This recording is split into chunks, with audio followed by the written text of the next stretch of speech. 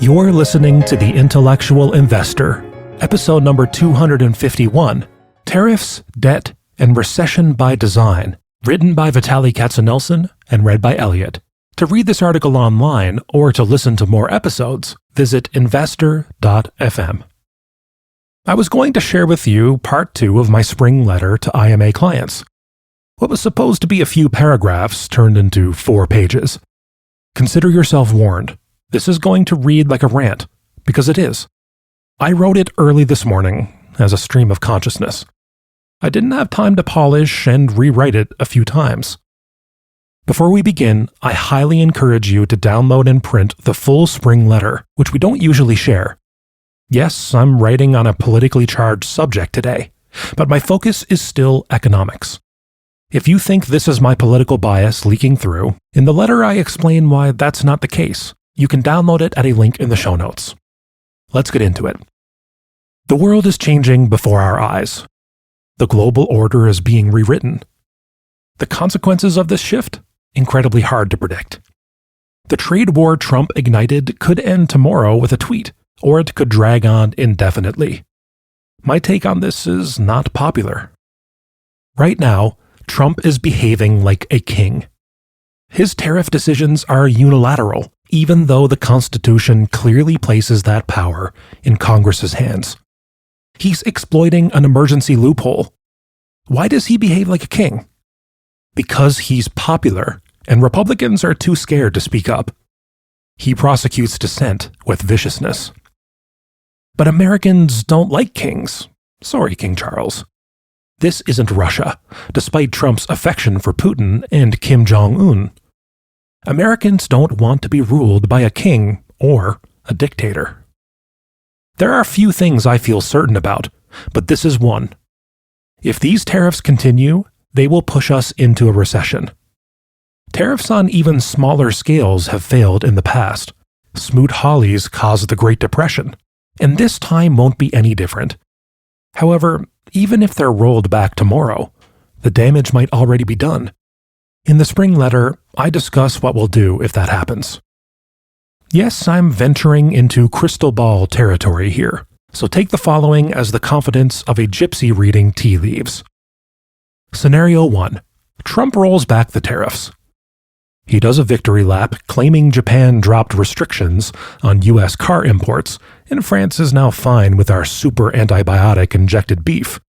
He leaves in place a 10% tariff across the board, and it's framed as a win, because hey, 10% is better than 40%, right? The last week feels like the beginning of the pandemic. The early days when we were told to drink bleach, except we are deliberately walking into the Wuhan lab, or wet market, and injecting ourselves with the virus. But that is the good news.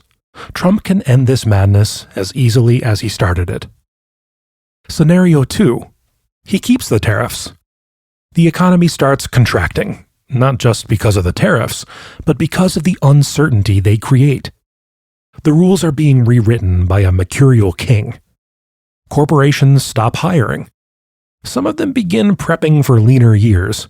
That means layoffs, higher unemployment.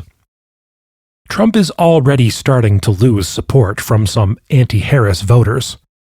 And the MAGA crowd, thrilled they won't have to pay taxes on tips and overtime, may soon realize that in order to pay taxes, you actually need a job. They'll also start remembering that, for all his branding, our billionaire president did go bankrupt a few times. Not all his business ideas, Trump Steaks, Trump University, were pure genius. As Trump's popularity fades, so does his ability to rule like a king. Republicans will begin to feel pressure from their constituents.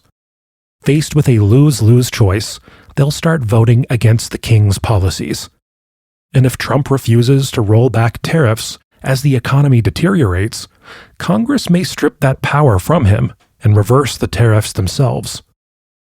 So far, Trump has ignored the stock market. As I write this, it's down in the teens year to date.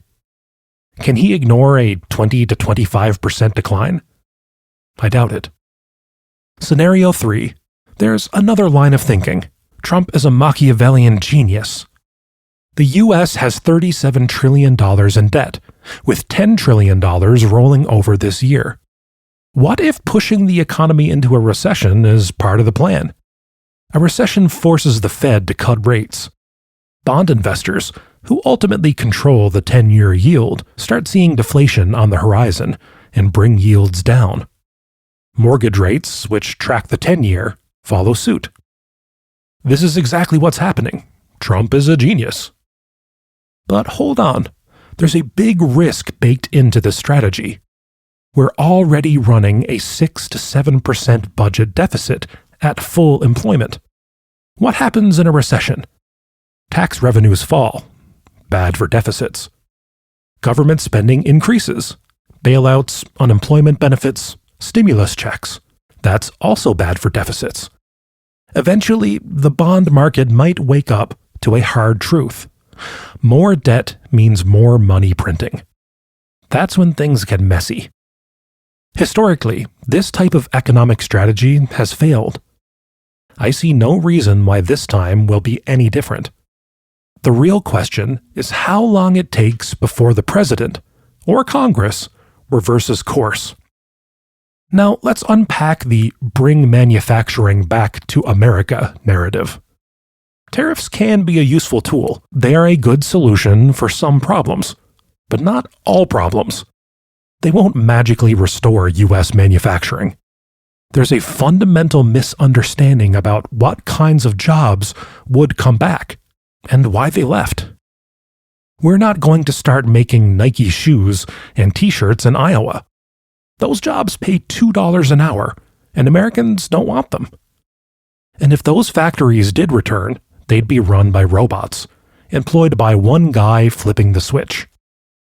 Many jobs moved overseas because of differences in environmental regulations. Take rare earth minerals, crucial for robotics and semiconductors. They're not rare. We could mine and refine them here. We just don't want to. Too toxic. We're not going to grow coffee in the US either, and we shouldn't have to try. There's a legitimate argument for global trade and comparative advantage. We make software. Colombia grows coffee. Mexico makes tequila. But the issue is more nuanced. Trade hasn't always been fair. Trump's not wrong there. Our trading partners restricted our exports. We hollowed out parts of our manufacturing base while ignoring that imbalance. That deserves attention, but pretending we can rewind to 1955 isn't the answer. Trump romanticizes the 1950s and 60s, when America was a manufacturing giant. But that was a unique moment in time, when the rest of the world was in ruins, still recovering from World War II. We can't go back there, and we shouldn't. Americans don't want those jobs. We often justify illegal immigration by saying, Mexicans do jobs Americans won't. That's true, to a point. Americans don't want to climb roofs for $15 an hour. At $30 or $40, maybe they would. I visited Huntington Ingalls last week. They build submarines and aircraft carriers for the Navy. Their biggest problem? They can't hire enough people. Starting pay, $24 an hour. And yet, if you're 20 and choosing between welding and all-weather for $24 or working at 7-Eleven for $18, a not surprising number choose selling Slurpees. The government will inject billions to raise wages and attract workers. But Huntington Ingalls' long-term solution isn't labor, it's automation. Walking through their shipyard felt like stepping into a Soviet-era facility in Murmansk. No red flags, but very little automation. Why? Because you can't justify the capital investment if you're building one submarine every 2 years or one aircraft carrier a decade. That's about to change. For context, Korea builds cruise ships in 2 to 3 years. The future? Marry AI with automation, and you get factories run by robots, not people. This whole discussion is full of nuances. Here's one more. Our trade imbalance is both a bug and a feature of the US dollar being the world's reserve currency. The dollar is arguably our biggest export. That privilege has historically subsidized American life. Foreigners parked their hard-earned money in our treasuries, which lend to a lower cost of capital, lowering mortgage rates and car payments through artificially low interest rates. But as trade deficits sink, so might the dollar's dominance. I'll discuss that more in another letter. You can read it at a link in the show notes. Let me end this rant on a hopeful note. The faster the market declines, the faster we may see the transition from king back to president, and the faster these tariffs get rolled back. What happened to Biden after the first 2024 debate could happen to Trump just as fast. Biden went from he's the sharpest he's ever been to he's a senile old man in a matter of hours. Today, MAGA thinks Trump is playing 4D chess. Soon, they may realize he's just playing golf. And the faster they realize that, the faster this country moves forward. One final reminder. Bull markets stretch investors' time horizons to infinity. Bear markets shrink them to days. If your time horizon isn't 7 to 10 years out, you shouldn't be in stocks. The price quote on your portfolio today? It's just an opinion, not a final verdict. Most of your return is made during bear markets. You just don't realize it at the time. Thanks for listening. If you know someone who'd enjoy this episode, share it with them. To listen to more episodes, visit investor.fm. Enjoy life and prosper.